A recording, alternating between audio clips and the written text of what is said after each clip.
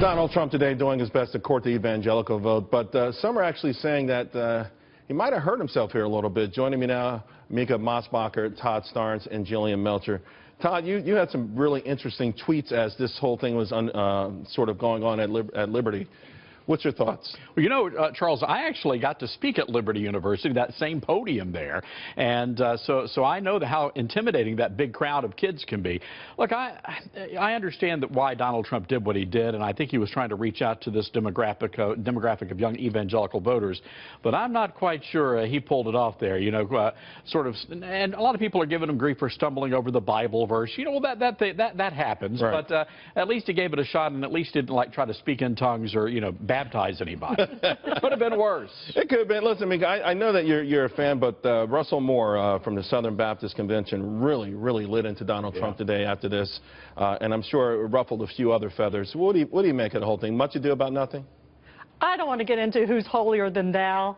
But it's so funny because the candidates are. Well, to some degree, but here's the important thing. We have two strong candidates. They're both outsiders, and Ted Cruz is appealing to his base. He has a strong grassroots support, $20 million in the bank, a lot of super PAC money as well, so he can defend himself against Donald Trump, who's a formidable opponent. You know, this is the Super Bowl of election politics, and no one wants a shutout game. So I think that it is absolutely great that we're seeing this competition. Right. And I will say that we have to turn out the evangelical vote. If we don't, we're toast, and that's the gospel truth. Todd, you wanted to say something? Yeah, look, I think this is an issue, and evangelicals are very perplexed over what to do with Donald Trump. And I read those comments that Dr. Moore, who is the president of the ERLC, look, that's the largest Protestant denomination in the country. That is a big deal that they're coming out so vocally against Donald Trump. But the big issue is this going to impact Ted Cruz in Iowa? And I don't believe so, because I think at the grassroots level, they really are going to, for those evangelical voters, right, they're going to be looking at the candidate's heart, not necessarily the rhetoric. Jillian, in 2012, the GOP caucus, evangelicals were 57%, so we know the importance in Iowa.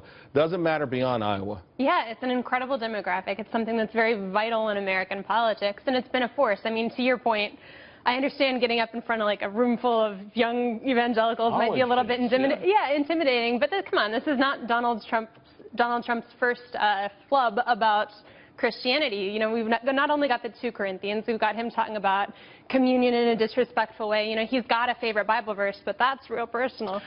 Double your tithe night at the casinos. Don't think he's going to get it. That's what I say. Yeah. Well, you know, here's the thing, though, Mica. We know it's important. There's a lot of different constituencies out there. But does Trump now, in your opinion, try to clean it up or just move on? I think he should just move it on. And let me say something about this citizenship issue. Donald Trump is doing Ted Cruz a favor by bringing up the question of his citizenship and eligibility to run for president now. Let's not have an October surprise. It's incredibly kind of him. It's so nice of him to do that. Isn't it you know, nice I just don't think it's opportunism at all. That's what you get in the Super Bowl. It's real sweet. That's exactly. But my odds are on Ted Cruz. He'll overcome it just like John McCain did. Fantastic stuff. Thanks a lot.